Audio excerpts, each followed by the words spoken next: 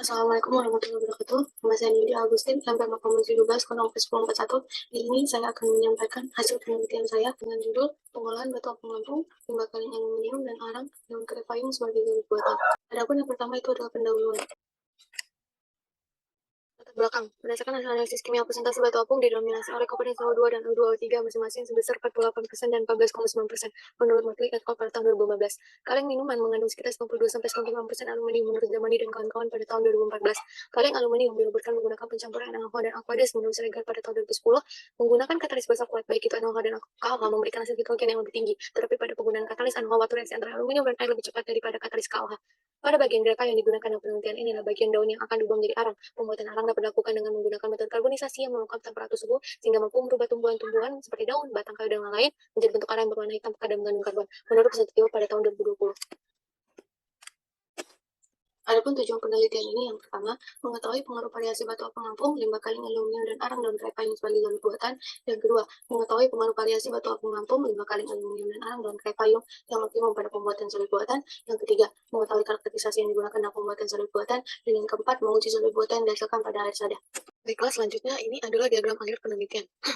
Hal yang pertama kita lakukan dalam penelitian ini yaitu kita persiapkan dulu bahan bakunya, yaitu natrium silikat, arang daun karet payung, dan natrium aluminat.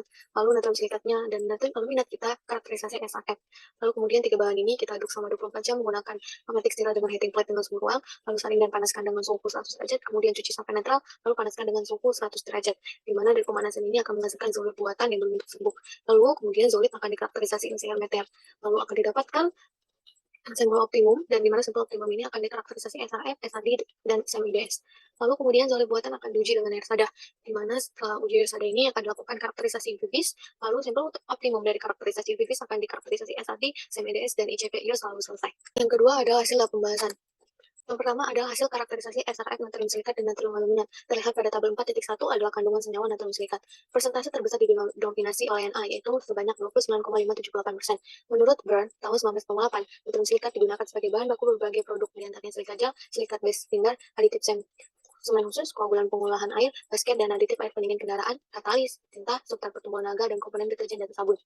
Lalu ada tabel 4.2 itu adalah kandungan senyawa natrium aluminat, di mana dari tabel 4.2 itu Al mendominasi paling banyak yaitu 75,010% dan kandungan Na sebanyak 15,794%.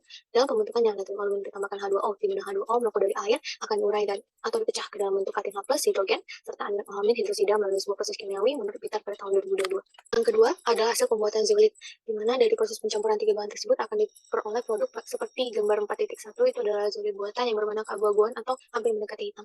Lalu zolit buatan tersebut akan dikarakterisasi menggunakan SCR meter untuk mengetahui konduktivitasnya. Tabel 4.3 hasil pembuatan zolit buatan dengan variasi natrium silikat, natrium aluminat, dan arang daun karet payung terhadap konduktivitas. Seperti yang ditampilkan oleh tabel 4.3, itu menunjukkan hasil paling optimum dari pembuatan zolit buatan yaitu sampel 8. Pada sampel tersebut diperoleh data konduktivitas tertinggi sebesar 6,09 kali 10 pangkat 4 Siemens per cm dengan variasi natrium silikat sebanyak 15 gram, natrium aluminat sebanyak 15 gram, dan arang daun karet payung sebanyak 10 gram. Yang ketiga adalah hasil karakterisasi XRD. Pada penelitian ini, karakterisasi XRD dilakukan pada dua sampel optimum, yaitu yang pertama sampel optimum dari hasil karakterisasi SL meter, dan yang kedua adalah sampel optimum dari hasil karakterisasi UV-vis. Di gambar 4.9 ini adalah hasil karakterisasi XRD dari sampel optimum hasil karakterisasi SLR meter. Gambar 4.9 menunjukkan puncak tertinggi diperoleh pada suhu 2 theta di 33,863 ini, dengan nama puncak albit yang dimana merupakan prokristal dari sodium, aluminium, dan silikat. Lalu terdapat nama puncak nakrit yang mempunyai nama komponen aluminium silikat hidroksida dengan puncak tertinggi berada pada suhu 2 theta di 29,30 derajat. Dalam penelitian zolit yang didapat ada zolit A, sodium, aluminium, silikat, seperti ditampilkan oleh gambar 4.9. Puncak tertinggi zolit A berada pada sudut 2 theta di 30,88 derajat yang ini, dan puncak terendah zolit A yaitu pada sudut 2 theta di 16,112 derajat yang ini. Menurut Zolit C pada tahun 2013, zolit A memiliki kemampuan selektivitas absorpsi yang tinggi terhadap ion Ca2+ dan Mg2+. Zolit A memiliki ukuran partikel kecil dengan luas permukaan yang besar, sehingga baik digunakan sebagai absorben. Selain itu, luas permukaan besar ini menyebabkan para polizolit memiliki kapasitas pertukaran yang besar menurut Sen pada tahun 2008. Selanjutnya itu pada gambar 4.10 adalah hasil karakterisasi SLD dari sampel optimum karakterisasi spektrometer UV-vis, di mana puncak tertinggi pada sudut 2 theta di 33,823 derajat yang didominasi oleh aluminium silikohidro dengan nama puncak albit ini. Selain albit terdapat juga nama puncak nakrit dengan puncak tertinggi berada pada sudut 2 theta di 12,395 derajat aluminium silikat hidroxide yang ini. Dalam gambar 4.10 terdapat jenis zolit yang sama dengan zolit alam yaitu kabazit. Zolit dengan nama kabazit berada di puncak tertinggi pada sudut 2 theta di 28,995 derajat yang ini. Dari Kabazit adalah salah satu tipe zodiak dengan sistem porik rangka yang terhubung secara 3 dimensi dengan 8 cincin terbuka menurut Imai dan kawan-kawan pada tahun 2014. Kabazit atau yang biasa disingkat dengan CAA merupakan zodiak pertama yang diketahui dapat mengabsorb dan menahan molekul kecil seperti asam formiat dan metanol tetap tidak dapat menyerap benzene dan molekul yang lebih besar. Menurut Mami pada tahun 2012. Yang keempat ini adalah hasil karakterisasi SRF dari zodiak terlihat pada tabel 4.4 ya, di mana terdapat beberapa senyawa ada AL, SI, P, K, C, A, T, I, V, C, R, Mn, dan Fe. Nah, pada hasil dari SRF tersebut, dari hasil penelitian diperoleh komponen pengotor seperti Fe dan Ca yang cukup besar. Fe dengan rentang persentase 15,94% sampai 20,99% dan persentase Ca antara 18,54% sampai 27,26%. Banyaknya logam-logam pengotor seperti Fe dan Ca dapat mengganggu proses jual buatan karena logam-logam tersebut dapat berkontribusi pada proses hidrotermal untuk membentuk fase lain. Penelitian ini akan melakukan uji absorpsi air sadah pada jual buatan untuk mengetahui kandungan pengotor apa saja yang berperan saat dilakukan pelakuan. Pada hasil penelitian juga diperoleh bahwa kadar Si rendah dan banyak mengandung Al, sehingga hal ini efektif untuk dilakukannya pemisahan atau pemurnian. Selanjutnya, yang kelima adalah hasil karakterisasi spektrometri vivis. Terlihat pada tabel 4.6, di mana panjang gelombang yang digunakan ada 200 nanometer sampai 800 nanometer. Dari hasil karakterisasi spektrometri vivis diperoleh sampel optimum, yaitu sampel 1 pada panjang gelombang 350 nanometer dengan nilai absorbensi sebesar 0,5482.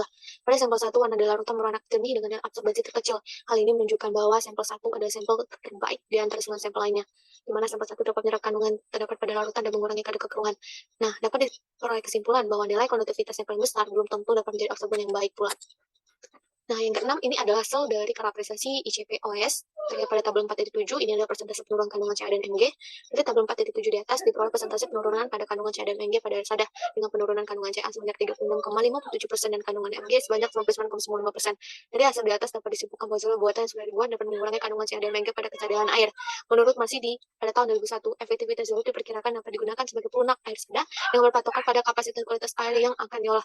Selain itu, zat buatan juga dapat menggunakan kesadarannya dengan proses pertukaran ion. Pertukaran ion berlangsung dengan cara melawatkan air sadah dalam unggun butiran yang terbuat dari bahan yang mempunyai kemampuan menekan ion seperti zolit dan berdaya pada tahun 2002. Yang ketujuh, ini adalah hasil karakterisasi dari SEM IDS. Terlihat pada gambar 4.11, ini adalah karakterisasi SEM zolit dari sampel terbaik dari karakterisasi sel meter.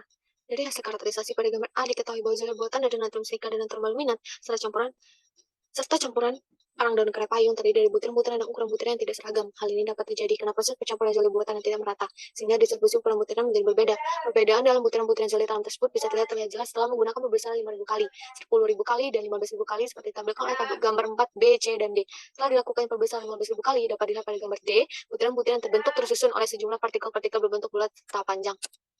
Selanjutnya ini adalah gambar 4.14 di mana ini adalah hasil karakterisasi zolit dari sampel terbaik atau optimum dari hasil karakterisasi UV-VIS.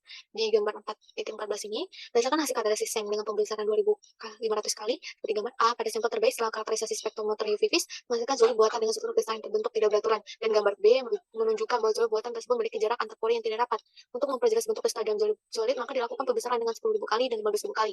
Seperti ditampilkan oleh gambar C, kristal zolit berbentuk kasar yang menempel pada kristal lainnya, dan pada pembesaran 15.000 kali, yaitu gambar D, terdapat warna putih terang yang diisi oleh senyawa Al, Si, dan O. Selanjutnya adalah kesimpulan dan saran. Dari penelitian yang sudah dilakukan, didapat beberapa kesimpulan. Yang pertama, arang daun kerai payung dapat digunakan sebagai bahan pembuatan zat buatan dengan metode hidrotermal. Yang kedua, perbandingan variasi batu apung lampung 5 kali aluminium arang daun kerai payung memperoleh nilai konduktivitasnya.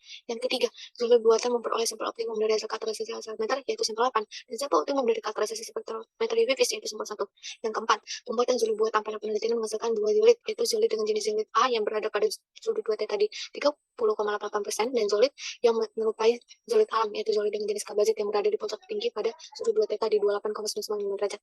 Yang kelima, zat buatan dapat mengurangi kandungan Mg dan Ca pada uji absorbensi air sadah. Dan yang terakhir itu adalah saran.